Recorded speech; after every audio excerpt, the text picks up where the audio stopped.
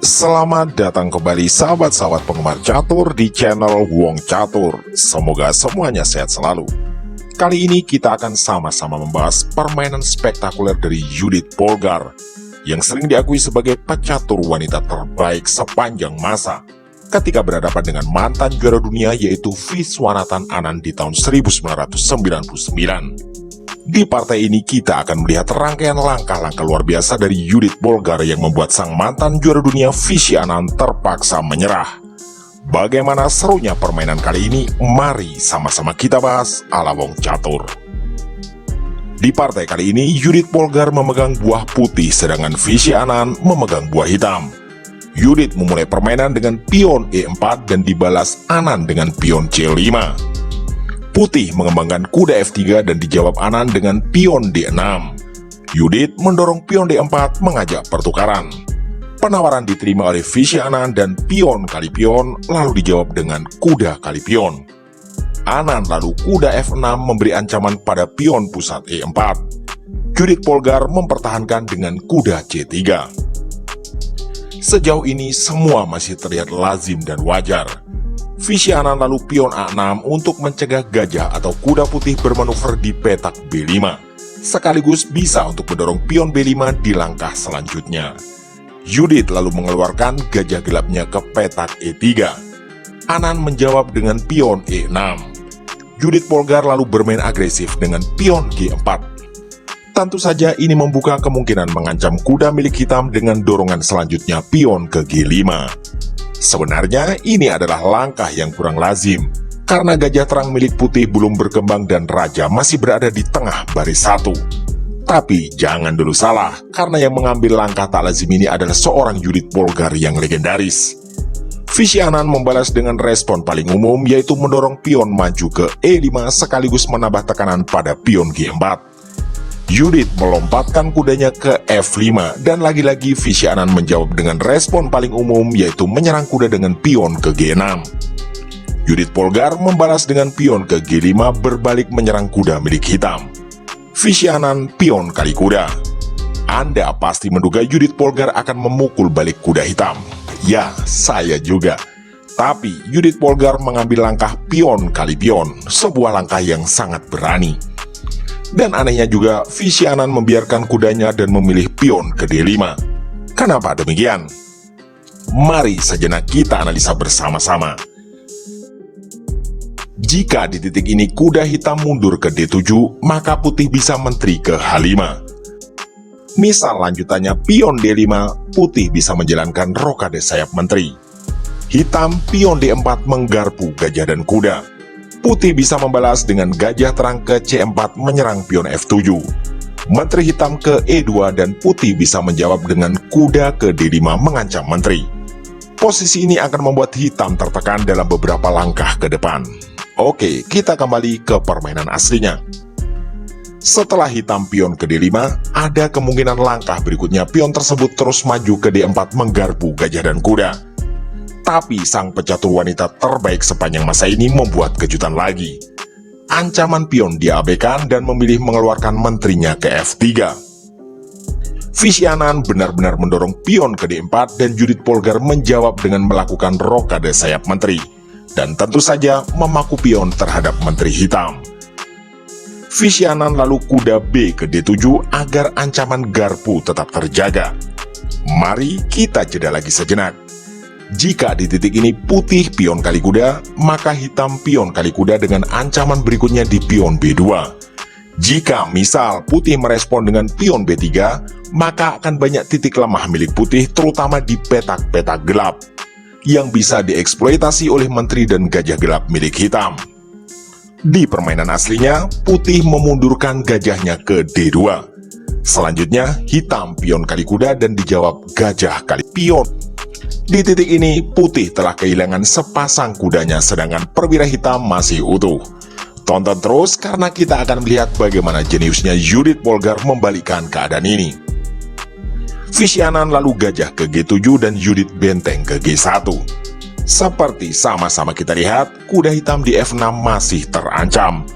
Tapi Anand justru membiarkan dan memilih melakukan rokade sayap raja. Ini juga langkah yang sangat berani, karena benteng putih berada di lajur yang sama dengan Raja Hitam. Judith Polgar akhirnya memukul pion kali kuda dan dipukul kembali oleh menteri milik Vishy Anand. Putih lalu menggeser menteri ke E3 menambah tekanan pada pion di E5. Di sini terlihat ada ancaman nyata dari putih. Jika tidak ada lagi kuda di D7, maka putih bisa memukul pion dengan gajah sekaligus mengancam menteri dan gajah G7. Oleh karena itu, hitam mengantisipasi dengan menggeser rajanya ke H8. Kali ini justru hitam yang punya potensi mengancam, yaitu gajah ke H6. Sehingga Judith Polgar mendorong pion F6 sekaligus menambah tekanan untuk pion E5. Karena merasa unggul kualitas perwira, Anand menantang pertukaran menteri di B6. Jika pertukaran diterima, maka pasti hitam yang lebih diuntungkan. Oleh karena itu, putih menolak dan memilih menteri ke G3 dengan ancaman skak tentunya di G7. Hitam melindungi gajah dengan menteri ke H6. Dan disinilah Judith memainkan langkah sangat cantik, yaitu benteng ke D6 mengancam menteri. Tentu saja benteng ini adalah benteng beracun, karena jika dipukul oleh menteri maka akan terjadi skakmat di langkah berikutnya dengan menteri kali gajah G7. Di level para Grandmaster dunia, tentu hal itu rasanya mustahil terjadi. Vishy Anand menutup serangan tersebut dengan pion maju ke F6. Putih lalu gajah D2 untuk menambah pengawalan pada pion F4. Hitam membalas dengan pion E4. Judith mendorong gajah terangnya ke C4. Vishy Anand lalu berusaha menyerang gajah tersebut dengan pion B5. Judith memainkan gajahnya ke E6 menambah tekanan pada kuda D7. Vishy Anand merespon dengan benteng A7. Putih lalu benteng C6.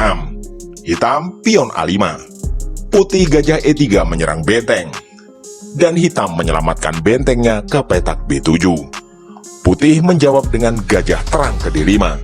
Idenya tentu adalah benteng pukul gajah di C8 dan lalu gajah bisa memukul benteng di B7. Hitam mengantisipasi dengan memundurkan bentengnya ke B8. Judith Polgar lalu mendorong benteng ke C7. Tentu ini adalah posisi sangat strategis bagi benteng karena menguasai baris ke-7. Vishy Anand melanjutkan dengan pion B4. Dijawab Judith Polgar dengan pion B3. Secara posisi jelas putih lebih unggul karena perwira-perwiranya jauh lebih berkembang. Langkah terbaik menurut komputer bagi hitam adalah benteng ke D8. Tapi Vishy Anand mengambil langkah yang kurang akurat dengan benteng ke B5 mengancam gajah. Hal ini segera dimanfaatkan oleh Judith Polgar dengan gajah C6 menyerang ganda kuda dan benteng. Vishy Anand lalu menjawab benteng kali pion F5 dan Judith Polgar tidak langsung memukul kuda, melainkan benteng kali gajah. Tentu saja Vishy Anand menjawab benteng kali benteng. Maka Judith Polgar gajah kali kuda mengancam dua benteng sekaligus. Hitam lalu benteng C8 ke C5. Putih gajah kali benteng dan dijawab benteng kali gajah. Di sini hitam memiliki banyak titik lemah terutama di lajur G dan baris D8. Hal ini dimanfaatkan Judith dengan benteng ke D1. Tentu saja ancaman berikutnya adalah skak di D8. Anand lalu memindahkan raja ke G8 yang disepakati para analis sebagai sebuah blunder. Judith Polgar lalu menteri ke G2 dan disinilah Viswanathan Anand menyerah. Anda bingung? Sama saya juga. Seperti biasa, mari sama-sama menganalisa kenapa hitam menyerah di titik ini. Pertama, sebenarnya kedua pemain memiliki kualitas perwira serta jumlah pion yang sama persis. Tapi jangan lupa secara posisi putih jauh lebih unggul. Putih memiliki perwira yang sangat aktif yang memberi ancaman serius pada Raja Hitam. Sedangkan para perwira hitam terlihat pasif tanpa ancaman yang berarti. Misal permainan dilanjutkan. Hitam menteri G6, putih menteri kali pion E4. Misal hitam pion H6, putih benteng ke G1 menyerang menteri. Perlu diingat bahwa menteri hitam harus tetap berada dalam posisi mengawal bentengnya. Misal hitam menteri ke H5, putih menteri ke A8 skak. Hitam raja ke H7. Lalu menteri ke B7 menyerang gajah dan juga ancaman skakmat. Cara terbaik bagi hitam di titik ini adalah dengan mengorbankan benteng ke G5. Putih pion kali benteng dan dibalas pion kali pion. hitam tentu akan tetap kesulitan membendung serangan putih.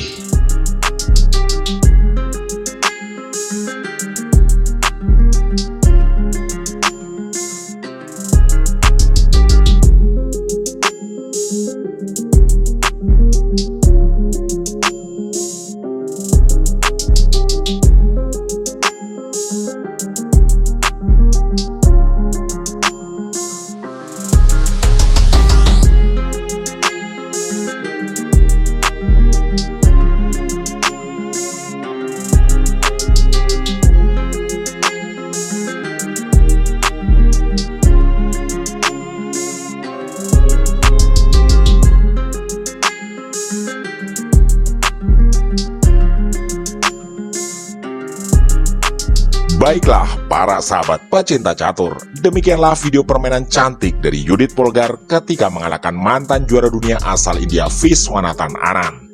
Semoga menjadi referensi dan inspirasi bagi kita semua. Jangan lupa untuk like, komen, dan share, serta subscribe bagi sahabat-sahabat yang belum subscribe. Terima kasih telah menyimak, mohon maaf atas kesalahan kata, dan sampai jumpa di video catur berikutnya.